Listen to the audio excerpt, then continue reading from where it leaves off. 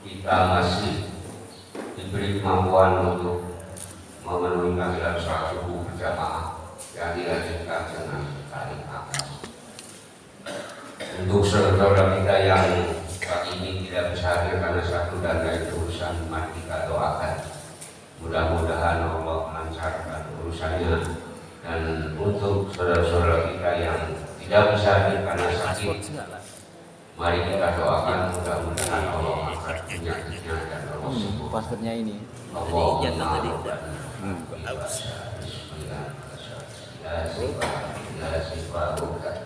Sifat dari dosa. Salawat serta salam semoga dilimpahkan kepada junjungan kita Nabi besar Muhammad Sallallahu Alaihi Wasallam beserta keluarga, para sahabat, para tabiin, alim ulama pendahulu kita, dan insya Allah kepada kita sekalian umatnya yang senantiasa istiqomah di dalam melaksanakan dan mengamalkan sunnah-sunnah beliau hingga akhir zaman. Amin ya rabbal alamin. Hadirin yang dirahmati Allah, kali kita pagi ini akan diisi oleh yang terhormat Ustaz Fadli. Alhamdulillah kita sudah ada dengan kita dalam keadaan sehat. Baik, langsung saja kita manfaatkan waktu. Mari kita sama-sama buka dengan lafaz basmalah. Bismillahirrahmanirrahim.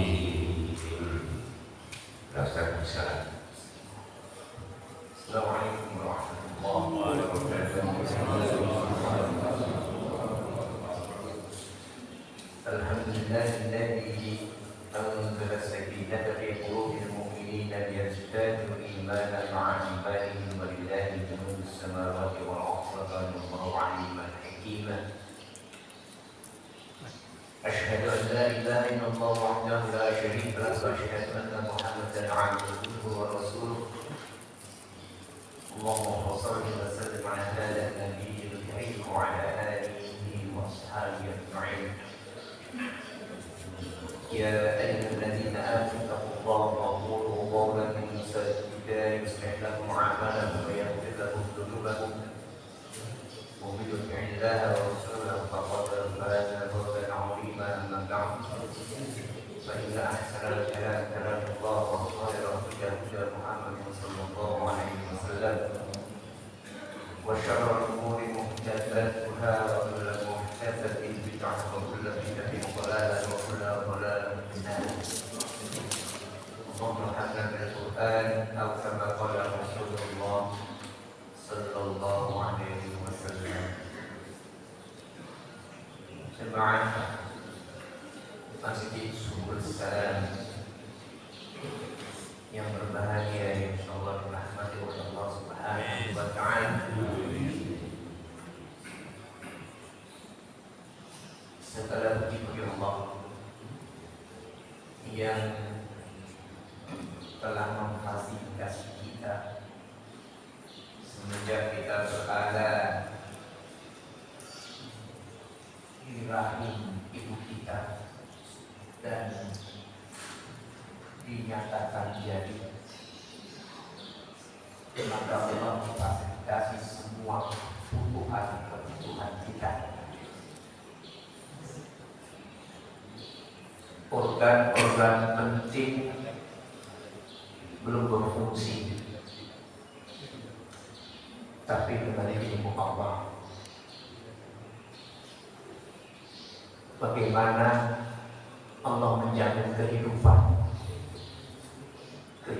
semenjak berada di rahim ibu kita, dilahirkan kita di dunia ini, kemudian Allah memfasilitasi segala sesuatu kebutuhan di dunia. Akan tetapi ada taklif, ada beban. Beban ini diberikan kepada mereka yang sudah mu'alaf. Oleh karenanya dikatakan taklif. Mereka yang sudah balik, ada masa-masa kita bermain. Kemudian ada masa-masa kita serius sampai ada yakin, sampai mau menjemput kita. Ada yang husnul khotimah dan ada yang su'ul khotimah. Tapi saya yakin kita ini selalu berharap kepada kematian husnul khotimah. Amin. Salawat dan salam kita sampaikan kepada Nabi Muhammad SAW beserta keluarganya, sahabat-sahabatnya, tabi'ut tabi'in, dan umatnya yang senantiasa ittiba. Cuma yang berbahagia, kita masih berbicara tentang takdir, dan saya akan melakukan murojaah karena di dalam pemahaman Islam kita harus selalu murojaah.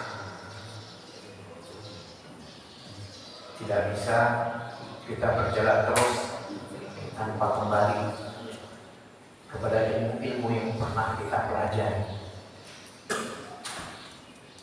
Saya ulang bahwa rukun takdir itu 4. Al-ilmu, ilmunya Allah. Al-kitabah,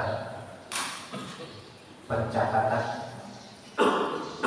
Al-masyi'ah, ketentuan Allah, dan al-khalq, ciptaan Allah Subhanahu wa ta'ala.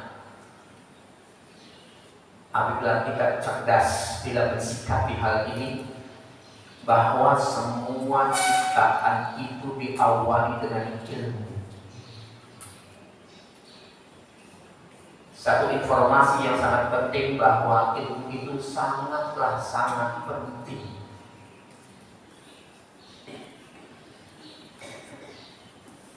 Seseorang tidak sholat, maka dia harus paham tentang ilmu wudu. Seorang imam harus paham sebagaimana posisi imam. Seorang makmum atau jamaah juga harus paham bahwa dirinya adalah seorang jamaah. Seorang imam paham karena memikul beban.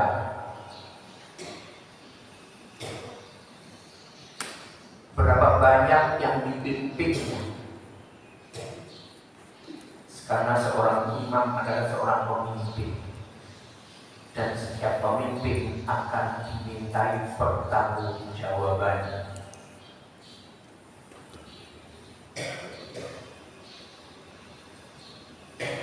Ada satu kasus, imam yang punya ilmu dan imam yang tidak punya ilmu. Ini benar-benar terjadi. Dan makmum yang punya ilmu serta makmum yang tidak punya ilmu.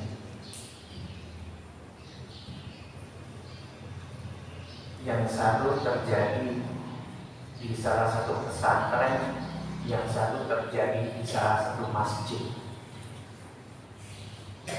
Di pesantren saya mendapat informasi dari kiainya, tapi di masjid ini saya dapat informasi dari jamaahnya. Mungkin jamaah di sini juga kaget. Yang di pesantren ini kiainya punya ilmunya.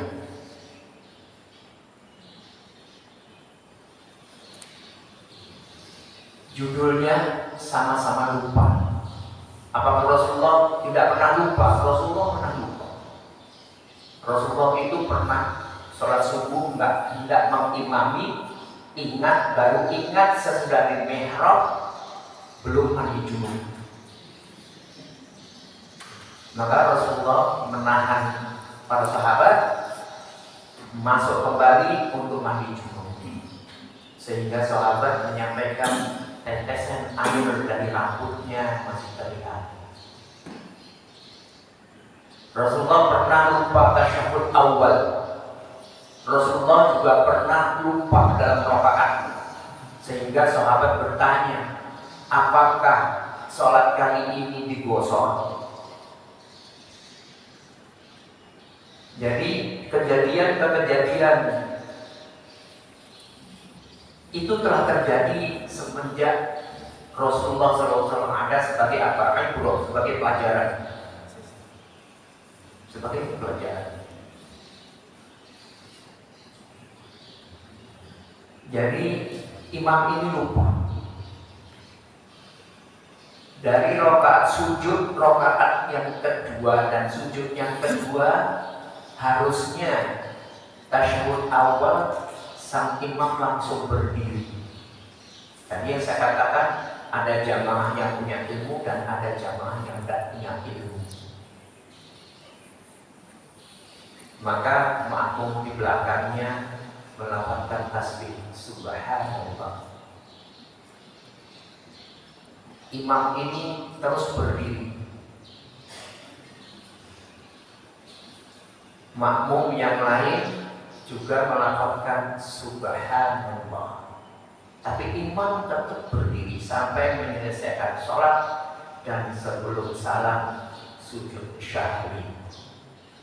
Ingat ya, karena kita ini ada yang berbicara tanpa ilmu dengan kalimat sujud syahwi boleh sebelum salam dan sesudah salam. Akan tetapi ilmunya kapan sebelum salam dan apa penyebabnya, dan kapan sesudah salam dan apa penyebabnya. Maka yang namanya ittiba itu penting. Jadi sang imam menjelaskan kepada santrinya. Terjadi ikhtilafnya itu pada saat berdiri. Ada yang berpendapat berdiri sempurna, maka tidak perlu untuk kembali duduk tasyahud awal. Akan tetapi apabila berdiri itu belum sempurna, maka diperbolehkan duduk untuk tasyahud awal. Yang berpendapat berdiri sempurna itu adalah tegak, berimpit sudah tulang punggung meskipun tangan ini belum di atas perut. Jadi contohnya begini, dari sujud kemudian berdiri meskipun belum di atas perut, maka tidak boleh kembali duduk tasyahud awal. Kalau duduk tasyahud awal, sholatnya batal. Nah, ada yang mengatakan sempurna itu seperti ruku. Jadi pada saat dari sujud, posisinya sudah posisi begini, maka dia meneruskan. Tapi ada yang berpendapat yang tadi yang pertama bahwa sempurna berimpitnya tulang punggung pada saat posisi masih seperti ruku diperbolehkan duduk kembali untuk tasyahud awal. Ikhtilafnya di situ saja. Tapi ada terjadi di salah satu masjid, imamnya lupa. Pada saat lupa, makmumnya mengingatkan subhanallah, sang imam mau duduk kembali untuk tasyahud awal. Begitu menjelang duduk, makmum yang lain mengatakan subhanallah. Bingung tak imam? Tidak punya ilmu. Yang terjadi apa? Sang imam menghadap ke jamaah mengatakan sholat dibatalkan, kita ulangi. Ini betul terjadi.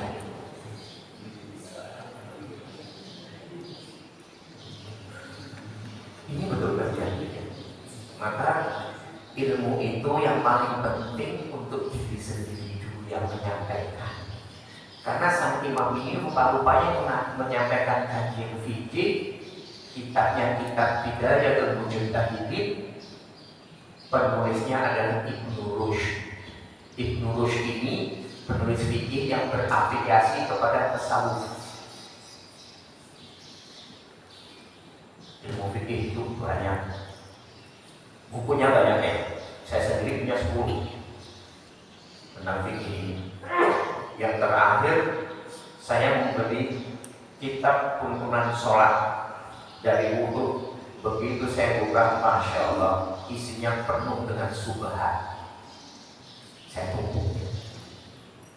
Sudah saya simpan.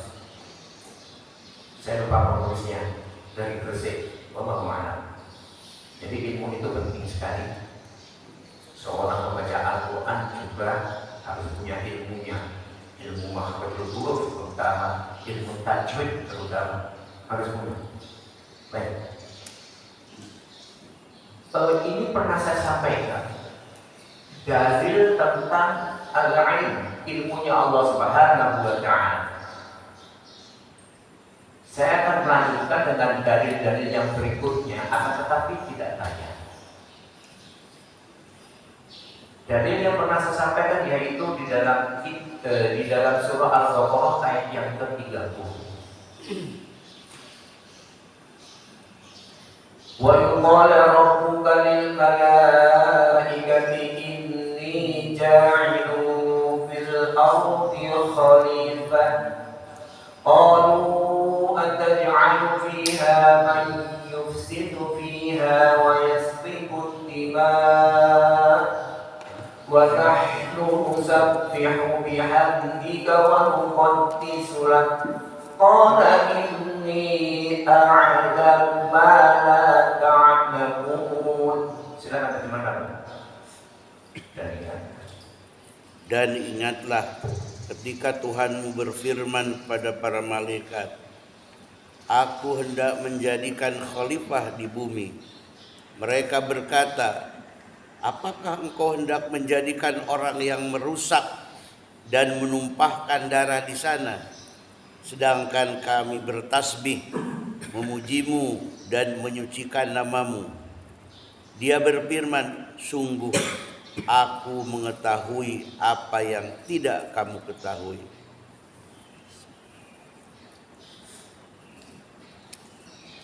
Qala inni a'lamu ma la ta'lamun. Jadi Allah mengetahui segala sesuatu yang makhluknya tidak mengetahui, termasuk malaikatnya.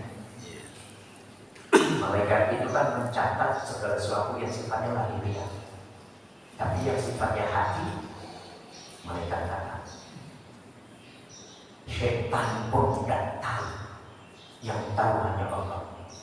Makanya nanti kita akan sampai kepada pemahaman yang dimana orang-orang munafik ini menunjukkan keimanannya secara lahiriah, tapi batinnya tidak. Dan ini akan disampaikan oleh Allah Subhanahu wa Ta'ala, disampaikan oleh Allah Subhanahu wa Ta'ala pada Rasulullah SAW. Itu dalil yang pertama. Dalil yang kedua di dalam surah Al-Jathiyah, surah 45 ayat yang ke-23.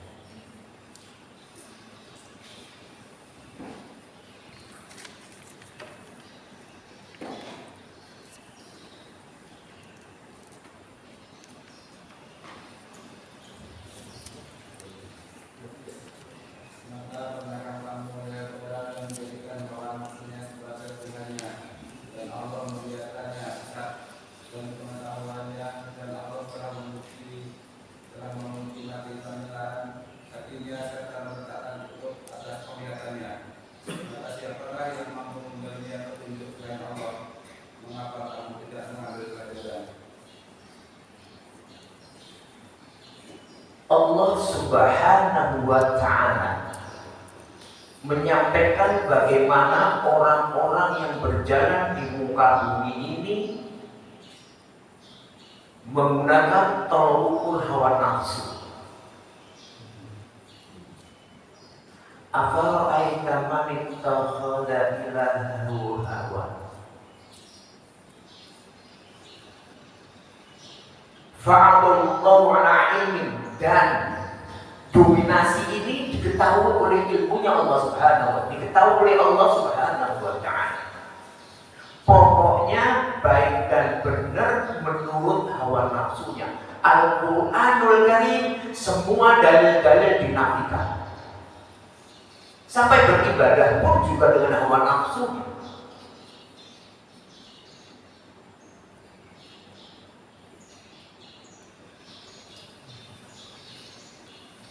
Dan Allah menutup pendengarannya, Allah menutup pandangannya, Allah menutup hatinya. Karena apa?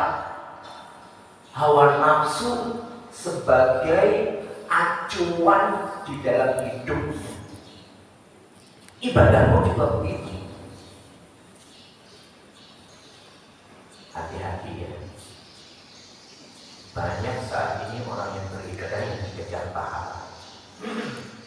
Tapi ilmunya tidak ada. Pahala itu dapat apabila dia mengikuti aturan-aturan yang sudah digariskan oleh Allah Subhanahu wa Ta'ala dan dicontohkan oleh Rasulullah Sallallahu Alaihi Wasallam. Yang paling gampang, seseorang menyelesaikan satu mata pelajaran atau mata kuliah, kemudian katakanlah si A menyelesaikan dengan hasil betul, perjalanannya juga betul di dalam rumusannya, si B perjalanannya salah, rumusnya salah, tapi hasilnya betul. Ini kira-kira dia kira-kiranya seperti itu.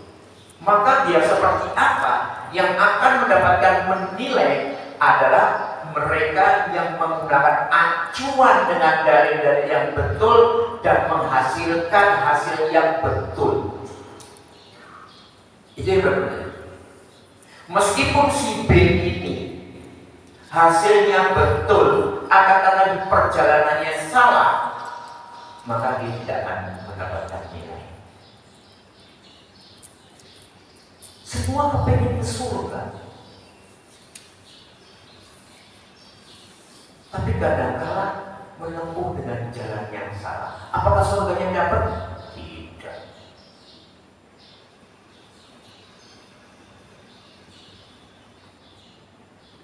Ibnu Katsir rahimahullah menyampaikan, kesesatan ini bisa terjadi dalam dua permasalahan.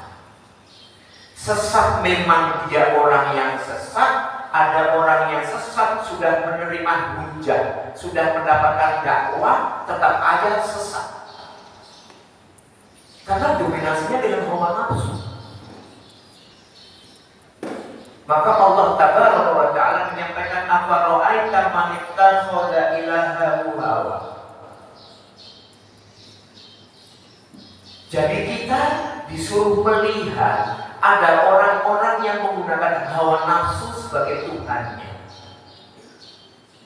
Pokoknya salah benar, ya itu. Ini bahaya. Ada suami istri datang ke rumah, minta nasihat, tapi rupa-rupanya sudah didominasi dengan hawa nafsu yang bergejolak di dalam hati.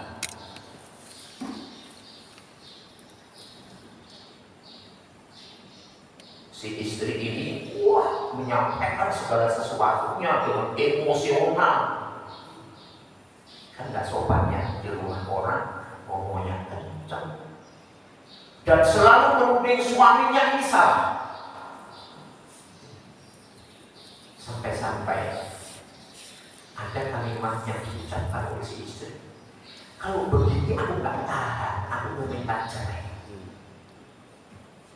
Saya bilang, hati-hati kalimat ini. Apabila suami menyetujui turun talak karena permintaan sang istri untuk cerai, memang boleh, khulu itu boleh, tapi ada sebabnya. Khulu itu boleh. Saya ingatkan, apa jawab sang istri? Udah, nggak apa-apa. Saya bilang, hati-hati apabila turun tangan, maka kelak tidak akan mencium bau surga. Yang kata Rasulullah, surga itu baunya jaraknya sekian. Udah gak apa-apa, aku gak mencium bau surga juga gak apa-apa. Walhamdulillah, Allah musta'an. Sampai malam, istrinya kayak begitu aja, didominasi sama istrinya. Akhirnya begitu beranjak pulang, saya ngomong sama suami, apa sih penyebabnya? Karena suaminya seperti gak dikasih kesempatan.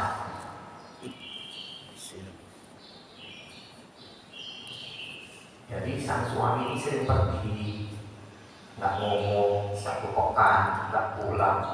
Ada suami yang mengutarakan kepada saya, rupanya sang suami mencari satu ketenangan karena tidak ada sebab si istri suka ngomel-ngomel. Ada nggak yang begini? Saya yakin di sini nggak ada. Loh, saya ini sering kedatangan seperti itu. Suaminya nggak pernah sholat,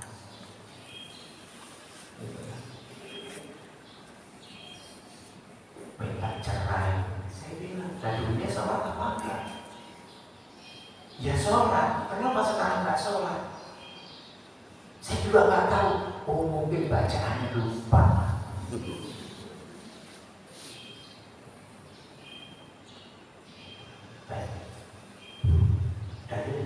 Yang ketiga, kita lihat di dalam surah Al-An'am, surah nomor 26, ayat yang ke-27 sampai dengan ayat yang ke-30. Jadi ini secara mujmal, ilmu Allah di dalam takdir itu dua, mujmal dan tafsiri, secara global dan secara rinci. Syuruk yang pertama,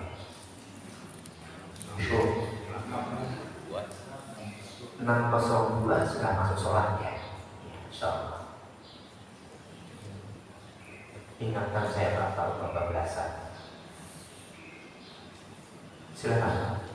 Walau kalau ibu ada dari waktu. Walau tara iz wuqifu 'alan nari faqalu ya laitana nuraddu wa la nukadziba bi ayati rabbina wa nakuna minal mu'minin. Dan seandainya engkau Muhammad melihat ketika mereka dihadapkan ke neraka, mereka berkata, seandainya kami dikembalikan ke dunia, tentu kami tidak akan mendustakan ayat-ayat Tuhan kami serta menjadi orang-orang yang beriman.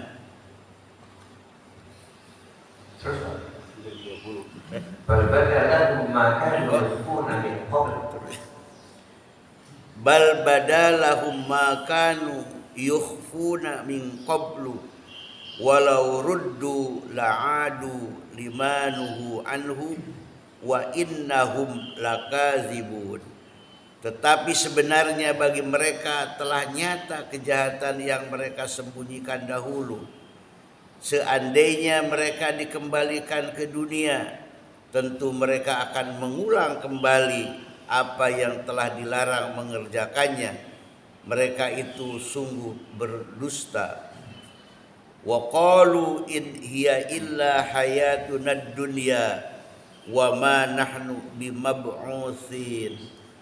Dan tentu mereka akan mengatakan pula, hidup hanyalah di dunia ini dan kita tidak akan dibangkitkan. Walau taro iz wuqifu ala rabbihim qala alaysa hadza bil haqq qalu bala wa rabbina qala fadzuqul azaba bima kuntum takfurun. Dan seandainya engkau Muhammad melihat ketika mereka dihadapkan kepada Tuhannya, tentulah engkau melihat peristiwa yang mengharukan. Dia berfirman, bukankah kebangkitan ini benar? Mereka menjawab, sungguh benar. Demi Tuhan kami, Dia berfirman, rasakanlah azab ini, karena dahulu kamu mengingkarinya. Sama itu, Ustaz. Ini berbicara keimanan.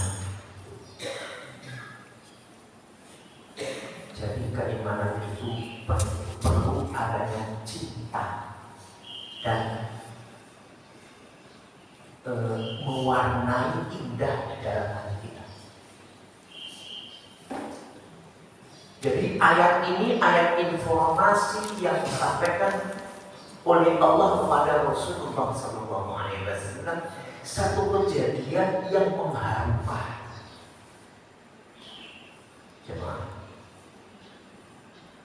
orang-orang kafir itu, orang munafik, orang musyrik itu tidak langsung, meskipun Al-Quran menyatakan vonis, akan tetapi dia tidak langsung masuk neraka.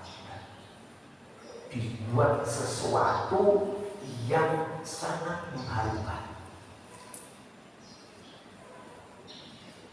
Dan titik klimaksnya nanti pada saat semua sudah diselesaikan, ahli neraka masuk ke neraka dan ahli surga juga masuk surga, tidak ada lagi yang calon penghuni surga datang dari neraka, semua tuntas sudah. Setan akan berkhutbah di mimbarnya di atas neraka. Semakin sakit itu hati orang-orang kafir.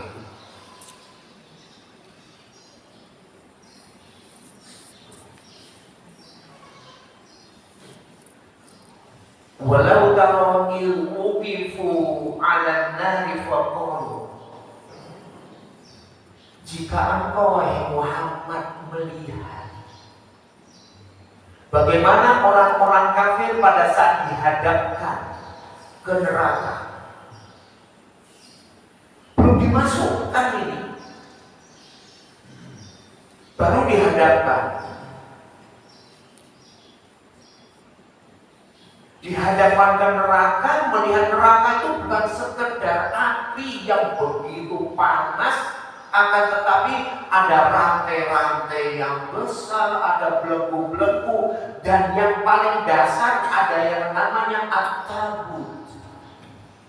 Satu kotak untuk apa? Menyimpan orang-orang munafik.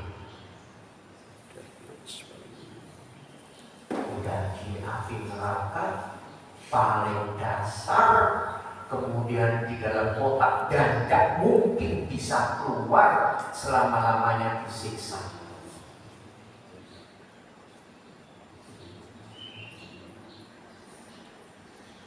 Apa kata mereka? Ya laitana nuraddu wa la nuqaddimu bi ayati rabbina wa nakunu minal mu'minin. Itu kami, mereka ngakuin.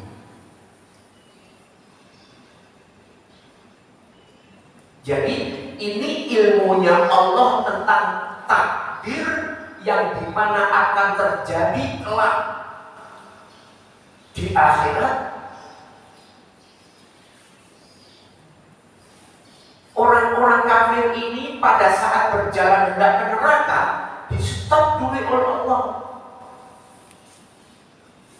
Waqifuhum innahum mas'ulun, berhentikan dia, sesungguhnya dia akan ditanya.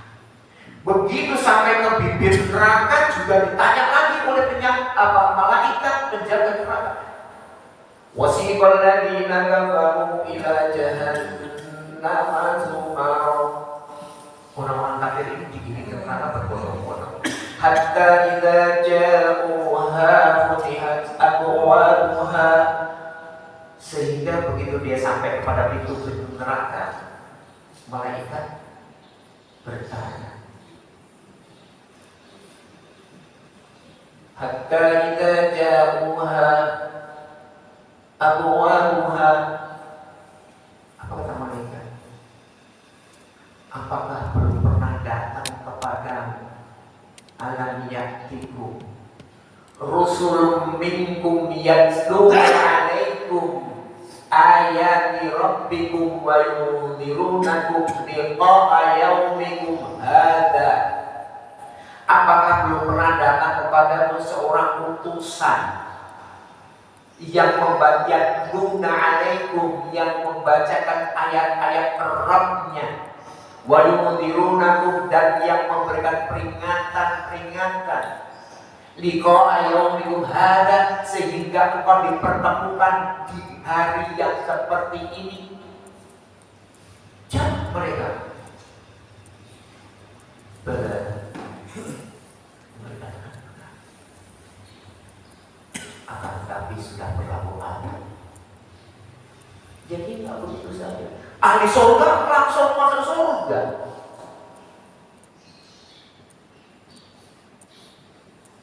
Maka kata mereka apa? Pada saat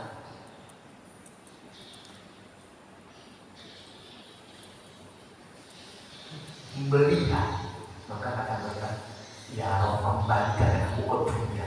Aku tidak akan, walaluka tidak berayat Rabbi, aku tidak akan mendustakan ayat-ayat Rabb kami, walakuna minal mu'minin, dan kami akan termasuk orang-orang yang beriman.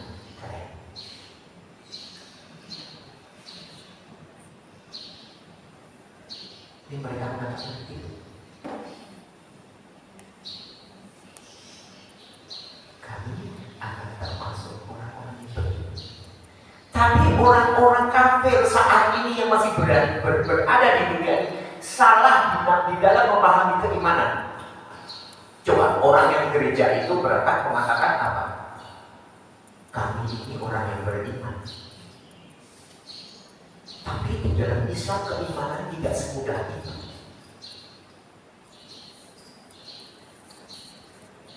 Coba saya bongkar. Kita lihat di dalam surah Al-Hujurat, surah 49 ayat yang ke-7. Jadi iman itu tidak euforia. Kadang-kadang salah di dalam memaknai syiar. Ini mau murid, semua ngomongnya syiar. Dan ketahuilah bahwa di tengah-tengah kamu adalah Rasulullah. Kalau dia menuruti kamu dalam banyak hal, pasti kamu akan mendapatkan kesusahan. Tetapi Allah menjadikan kamu cinta kepada keimanan dan menjadikan itu indah ke dalam hatimu. Serta menjadikan kamu benci kepada kekafiran, fasikan, dan kedurhakaan. Mereka itulah orang-orang yang mengikuti jalan yang lurus. Ulaika ar-rasyidun. Kemarin memang saya kajian, ada yang bertanya begini, Ustaz, ada yang datang ke saya minta izin untuk, bukan izinnya, ada yang menyampaikan untuk memperingati Maulid. Bahkan dia ngomong, masa kalah sama 17-an. Kalimat ini yang gak enak. Jadi mungkin kalau 17-an ada lomba Maulid, juga ada lomba mungkin lombanya lebih dengan baca Al-Quran, dengan tahfidnya. Al-Quran itu bukan buat lomba-lombaan. Kenapa? Masyruk bin Al-Ajda, seorang ulama salaf generasi tabi'in, tapi bukan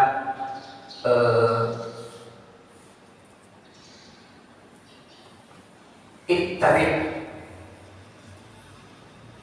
bukan at-tabi. Generasi tabi'in itu ada at-tabi. At-tabi ini seperti Imam Syafi'i, Imam Ahmad bin Hanbal, kemudian Imam Abu Hanifah, kemudian Imam Az-Zahabi, Abdullah bin Mubarak, itu termasuk generasi tabi'in, tapi at-tabi. Ada yang bertanya kepada Masyruk bin Al-Ajda, baik Masyruk, kehidupanmu itu pas-pasan.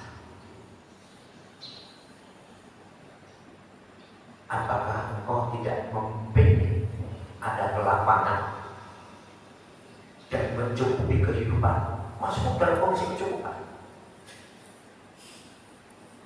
Maka jawab Masyhur, tidak. Aku cukup setiap malam membaca surah Al-Waqi'ah. Nah, ini kesabaran. Tapi salah di dalam memahami. Apa kata Imam Adzabi? Jangan salah dalam ucapan Masyhur. Aku yakin yang dimaksud Masyhur itu adalah surah Al-Waqi'ah itu dibaca, difahami, direnungi, dan diaplikasikan dalam kehidupan. Itu Imam Adzabi mengatakan ini. Jadi Al-Quran itu memang begitu. Umar bin Khattab itu hafal 10 ayat, difahami, direnungkan, kemudian diimplementasikan dalam dalam bentuk amalia.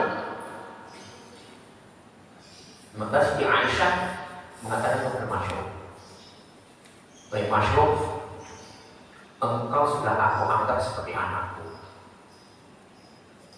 Apakah engkau tahu makna al-mihdah?" Al-mihdah itu mengetahui kekurangan diri sendiri.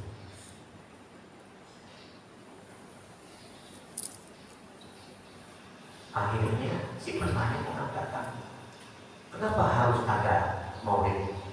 Dijawab, untuk syiar. Ini salah dalam memahami syiar. Kalau syiar itu didasari karena adanya syar'i,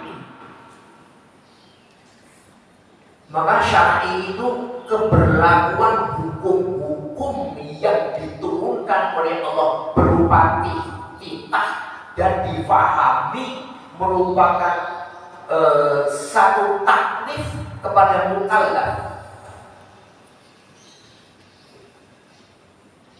satu titah yang dimana adalah merupakan satu beban kepada siapa? Orang yang sudah balik. Saya sampaikan surah 42 ayat yang ke-13. Syara'a lakum minad dini ma wassa bihi Nuhan walladzi auhayna ilaika wa ma wassayna bihi Ibrahim wa Musa wa Isa an aqimud din wa la tatafarraqu fihi kabura 'alal musyrikina ma tad'un ilaihi Allah yajtabi ilaihi man yasha wa yahdi ilaihi man yunib. Allah telah memberlakukan satu ketentuan-ketentuan berupa syariat kepada apa? Ad-din, kepada agama yang diwasiatkan kepada Nuh dan aku wahyukan kepada Muhammad. Kalau kepada Muhammad hikmahnya maka sampai kepada kita, dan apa yang pernah aku wasiatkan kepada Ibrahim, kepada Musa dan kepada Isa, al-aqimuddin, tegakkanlah ad-din dan jangan bercerai-berai. Keburuan musyrikin yang tahu bila apa bisa kebencian orang-orang musyrik dengan apa yang kau dakwahkan. Allah memberikan petunjuk kepada mereka yang kembali kepadanya.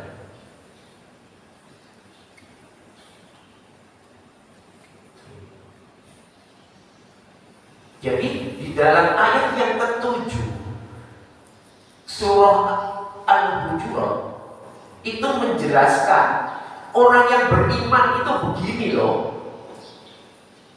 Wa'lamu anna fiikum Rasulullah, ketahui bahwa di tengah-tengah kalian Rasul. Hadis-hadis sampai kepada kita.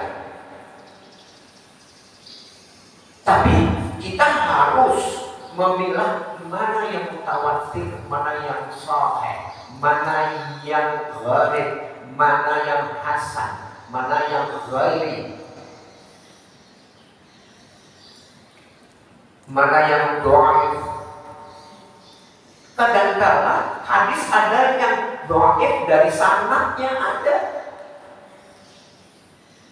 mata rantainya ini lemah. Biasanya di mata rantai ini ada ulama-ulama yang tidak sikoh, ada ulama-ulama yang hafalannya buruk. Maka jadilah mata rantai ini dhaif, mata rantai ini lemah.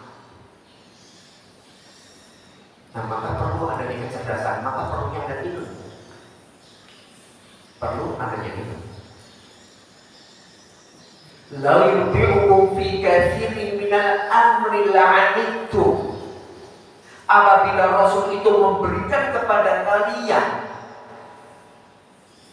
artinya segala sesuatu menurutkan kalian, permintaan-permintaan kalian diturunkan,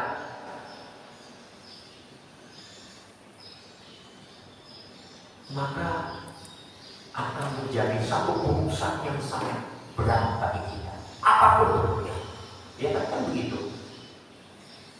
Mau begini,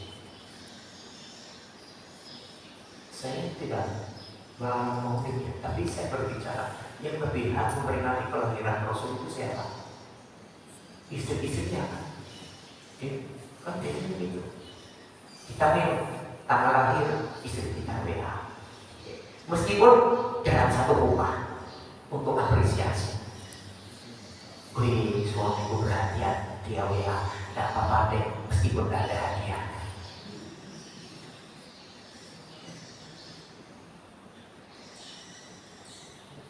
Anaknya juga begitu, pulang yang udah kerja, ini aku bawa kan mama ulang tahun.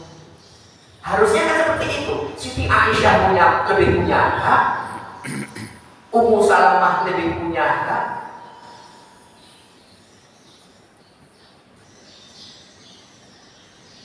Saudah lebih punya hak yang dinikahi menjadi istri ketiga sesudah Aisyah.